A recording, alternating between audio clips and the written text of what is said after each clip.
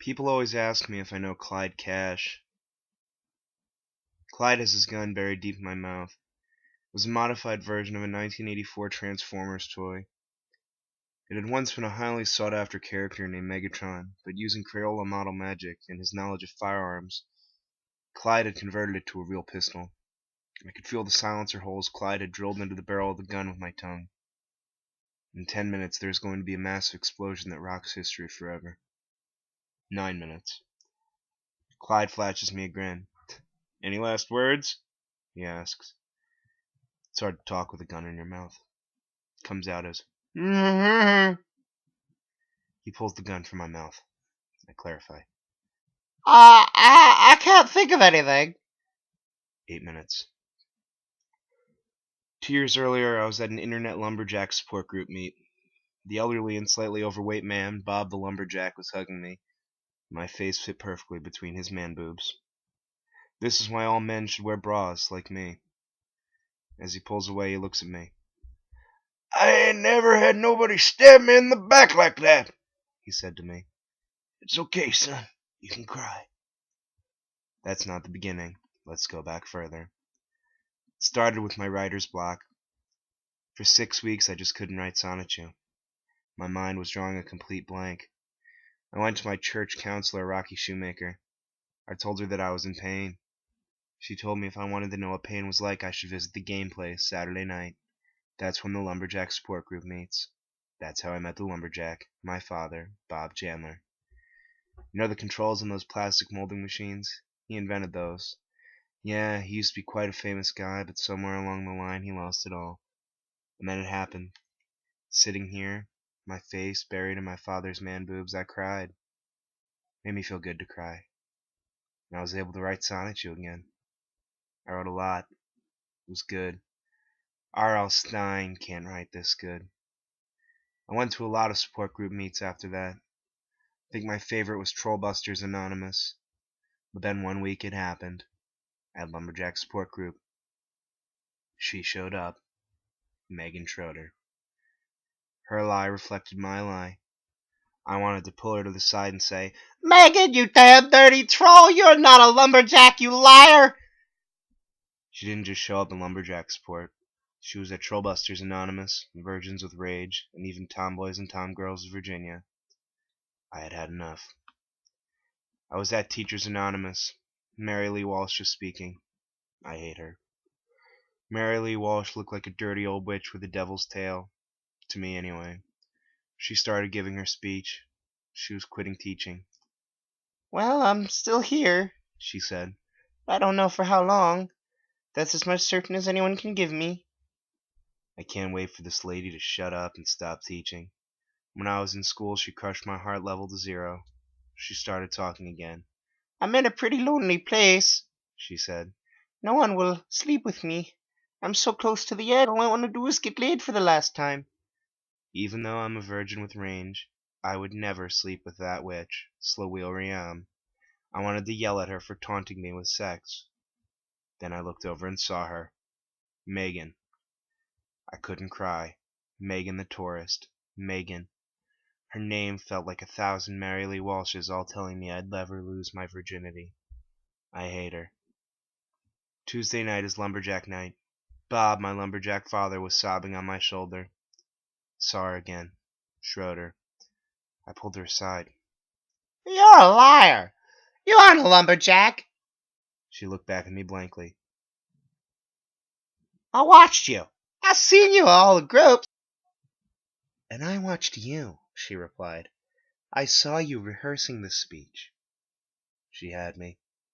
We talked for a little while before agreeing to split up the nights we went to groups. I had lumberjack, she had trollbusters. I had virgins with rage, she had tomboys and tomgirls of Virginia. You wake up at Golden Corral. You wake up at McDonald's, Burger King, the game place, lose an hour, gain an hour. This is your life, and it's ending 1 minute at a time. You wake up at church. If you wake up at a different time, in a different place, could you wake up as a different person? No one likes to sit next to me at the game place a second time. They say it's because of my attitude and my smell. I called them my single-serving friends because I only see them once. This is how I met Clyde Cash. I woke up to find his orangey tan skin and spiked hair. He was reading instructions to the Yu-Gi-Oh! Trading card game. He looked over at me and grinned. You know why you have to sacrifice a monster before you can summon a monster of greater strength? I blinked and then responded. Because a stronger monster needs a blood sacrifice to be summoned. Clyde shook his head. Because it delays your turn. It's a time-wasting move. My mind was blown. My name is, Christian Weston Scheller, I said, from Rockersville, Virginia. I'm currently 27 years old, seeking a boyfriend-free girl. Clyde nodded. Clyde Cash, he said. What do you do for a living, Chris? I'm currently unemployed. What about you? Clyde reached down to his custom Lego PSP carrying case. Hey, I said. I have the same case. Clyde grinned and opened his case. Medallions. He pulled out a business card with his address written on it and handed it to me. I make and sell Sonichu medallions. And with that, he stood up and left the game place.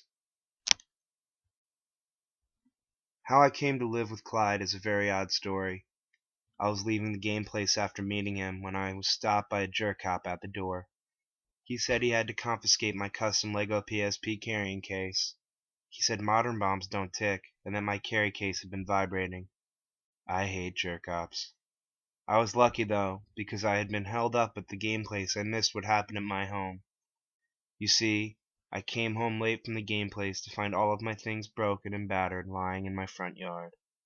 My home at 14 Branchland Court had been exploded into oblivion. Apparently my PS3 had been sitting too close to my PSP, and there was some kind of wireless signal interference from my 3DS and Vita that caused a chain reaction leading to my home's destruction. I made my way to a payphone.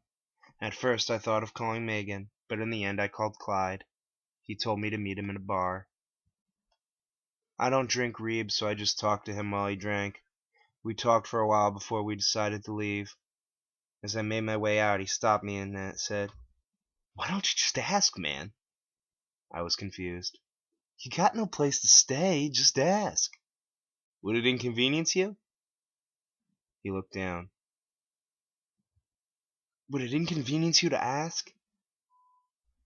May I stay with you? I asked. "Yeah, come on," he said. We were halfway out of the parking lot when he stopped. "I want you to say the most racist thing that you possibly can." What? I asked.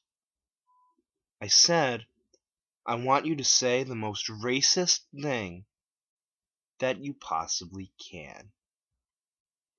Now let me tell you something about Clyde Cash. He was a troll extraordinaire. He used to go on 4chan and post dubs all day and night.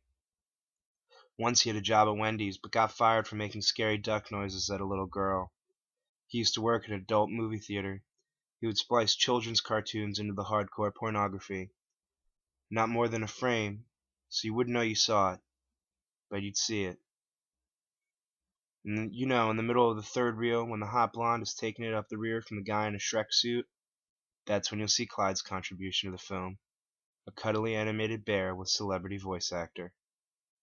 Which brings us back to, I want you to say the most racist thing that you possibly can. I stared at him in disbelief. Why? I asked. Clyde laughed. I've never been arrested for hate speech, have you? No. Well, there you go. I thought for a minute, trying to think up the most vile, repulsive thing I could think of. Well, Mr. Sin Dinero, because you have no money. Look at you, you orange-skinned freak. Oh, I can't stand to look at you. Those damn freckles. I took a moment to think before adding, You're a freak. Ha ha ha! I scoff at you, you ugly freak. Clyde laughed. We hurled insults at each other all night, calling each other names like homo and nego, before we finally made it back to Clyde's place on Paper Street.